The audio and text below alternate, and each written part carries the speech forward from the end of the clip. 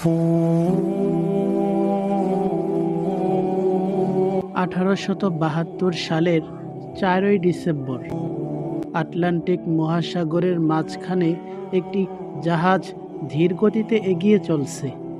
জাহাজের নাম day gratia. হঠাৎ ক্যাপ্টেন ডেভিড মোরহাউস দেখলেন দূরে একটি জাহাজ অদ্ভুতভাবে দুলছে। কোনো সিগন্যাল নেই, কোনো মানুষ নেই। কাছে গিয়ে যা দেখলেন তাতে তাদের রক্ত হিম হয়ে গেল। জাহাজের পালগুলো ছেঁড়া, কিছু অংশ পানিতে নিমজ্জিত, কিন্তু পুরো জাহাজটি একদম ঠিকঠাক। অথচ জাহাজে কোনো মানুষ নেই। খাবার টেবিলে গরম খাবার সাজানো, বাচ্চাদের খেলনা পড়ে আছে, দামি সব মালামাল অক্ষত। শুধু নেই 10 জন মানুষ। তারা কি হাওয়ায় মিলিয়ে গেল, নাকি সমুদ্র গ্রাস করলো তাদের? আজকের ভিডিওতে আমরা উন্মোচন করব ইতিহাসের সবথেকে বড় সামুদ্রিক রহস্য, দ্য মারে সেলেস্টি। 1872 সালের 7ই নভেম্বর নিউ ইয়র্ক বন্দর থেকে ইতালির উদ্দেশ্যে যাত্রা শুরু করে মারে সেলেস্টি। জাহাজের ক্যাপ্টেন ছিলেন অভিজ্ঞ বেঞ্জামিন ব্রিগস। সাথে ছিলেন তার স্ত্রী সারা, 2 বছরের ছোট্ট মেয়ে সোফিয়া এবং আরও 7 জন দক্ষ নাবিক। জাহাজটি 1701 ব্যারেল বাণিজ্যিক অ্যালকোহল নিয়ে যাচ্ছিল। ক্যাপ্টেন ব্রিগস ছিলেন অত্যন্ত ধর্মপ্রাণ এবং কঠোর নিয়ম মেনে চলা একজন মানুষ। তার মতো অভিজ্ঞ নাবিকের নেতৃত্বে এমন কিছু ঘটবে তা কেউ কল্পনাও করতে পারেনি। ঠিক 1 মাস পর 4ই ডিসেম্বর ডে গ্রাসিয়া জাহাজের ক্রুরা যখন মারে সেলেস্টির ভিতরে পা রাখলেন, তারা এক অদ্ভুত দৃশ্য দেখলেন। পয়েন্ট 1, জাহাজের লাইফ বোটটি গায়েব ছিল। পয়েন্ট 2, ক্যাপ্টেন বা নাবিকদের কোনো ব্যক্তিগত জিনিসপত্র খোয়া যায়নি, এমনকি ডায়েরি এবং লগবুকও ছিল। পয়েন্ট 3, শেষ লগ এন্ট্রি করা হয়েছিল 25শে নভেম্বর, অর্থাৎ প্রায় 9 দিন ধরে জাহাজটি চালক ছাড়াই সমুদ্রে ভাসছিল।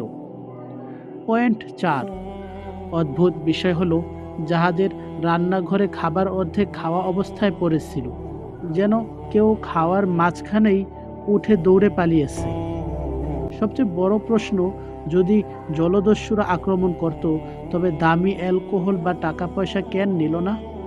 যদি ঝড় আসতো, তবে জাহাজটি কেন ডুবল না? এই ঘটনাকে কেন্দ্র করে গত 150 বছর ধরে অনেক তথ্য সামনে এসেছে। থিওরি 1, জলদস্যুর আক্রমণ। অনেকে মনে করেন জলদস্যুরা জাহাজটি দখল করেছিল, কিন্তু জাহাজের মালামাল বা নাবিকদের সম্পদ একদম অক্ষত ছিল, তাই এই থিওরি টেকেনি। থিওরি 2, সি মনস্টার বা ক্রাকেন। সেই যুগে বিশ্বাস করা হতো বিশাল কোনো অক্টোপাস বা সমুদ্র দানব জাহাজ থেকে মানুষ টেনে নিয়ে গেছে, কিন্তু জাহাজে কোনো ধস্তাধস্তির চিহ্নও ছিল না। থিওরি 3, অ্যালকোহল বিস্ফোরণের ভয়। এটি সবচেয়ে গ্রহণযোগ্য বৈজ্ঞানিক ব্যাখ্যা। জাহাজে থাকা 1701 ব্যারেল অ্যালকোহলের কয়েকটিতে লিকেজ হয়েছিল। ক্যাপ্টেন হয়তো এই ভয় পেয়েছিলেন যে কোনো মুহূর্তে আগুন লেগে জাহাজ উড়ে যাবে, তাই তিনি সবাইকে নিয়ে লাইফ বোটে নেমেছিলেন জাহাজ থেকে নিরাপদ দূরত্বে থাকার জন্য। কিন্তু কোনোভাবে লাইফ বোটটি মূল জাহাজ থেকে বিচ্ছিন্ন হয়ে যায় এবং তারা মাঝ সমুদ্রে হারিয়ে যান। তদন্তের সময় ডে গ্রাসিয়া জাহাজের ক্যাপ্টেন মোরহাউসকেও সন্দেহের তালিকায় রাখা হয়েছিল, কারণ তিনি পরিত্যক্ত জাহাজটি উদ্ধার করে মোটা অঙ্কের রিওয়ার্ড মানি দাবি করেছিলেন। অনেকে মনে করেন 2 বন্ধু মিলে কি কোনো বিমা জালিয়াতি করেছিলেন। আবার কারো মতে জাহাজের ক্রুরা বিদ্রোহ করে ক্যাপ্টেনকে মেরে ফেলে নিজেরাও পালিয়ে যায়। কিন্তু ক্যাপ্টেন ব্রিগসের মতো দয়ালু মানুষের সাথে এমন হওয়ার সম্ভাবনা ছিল ক্ষীণ। মারে সেলেস্টির সেই 10 জন মানুষের ভাগ্যে আসলে কি ঘটেছিল তা আজও আটলান্টিকের নীল জলরাশির নিচে চাপা পড়ে আছে। কোনো মৃতদেহ মেলেনি, কোনো ধ্বংসাবশেষ পাওয়া যায়নি। মারে সেলেস্টি আমাদের মনে করিয়ে দেয়, বিজ্ঞান যতই উন্নত হোক, প্রকৃতির বুকে এমন কিছু রহস্য আজও আছে যার উত্তর কারো কাছে নেই। বন্ধুরা, আপনার কি মনে হয় ক্যাপ্টেন ব্রিগস্কি অ্যালকোহলের ভয়ে জাহাজ ছেড়েছিলেন, নাকি এর পেছনে ছিল কোনো অতিপ্রাকৃত কোনো কারণ? কমেন্টে আমাদের জানান।